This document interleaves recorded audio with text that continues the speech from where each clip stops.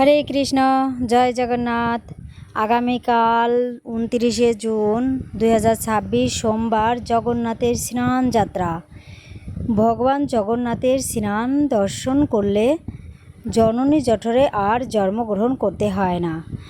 ভগবান এত কৃপালু যে তাকে জন্ম মৃত্যু জরাবেধি চক্র থেকে মুক্তি করে দেন। এই দিনে ভগবান জগন্নাথ দেবের আবির্ভাব তিথি।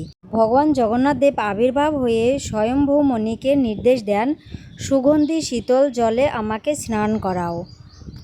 আর এই শীতল জলে স্নান করালে মন প্রাণ নিজের শুদ্ধ হয়, সকল অভিলাষ পূরণ হয় এবং সকল পাপরাশি দূরীভূত হয়ে যায়।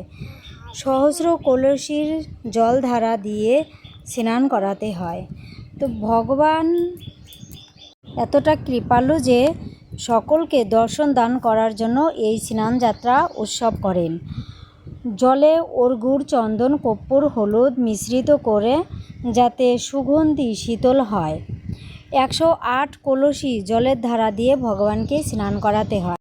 তার মধ্যে ভগবান জগন্নাথ দেবের অভিষেক করাতে হয় 35টি কলসির দ্বারায়, আর ভগবান বলদেবকে 33টি কলসির ধারায়, আর সুভদ্রা মহারানীকে 22টি কলসির ধারায় স্নান করাতে হয়, আর সুদর্শনকে 18 কলসি জলের ধারা দিয়ে অভিষেক করে অভিষেক সম্পন্ন করা হয়।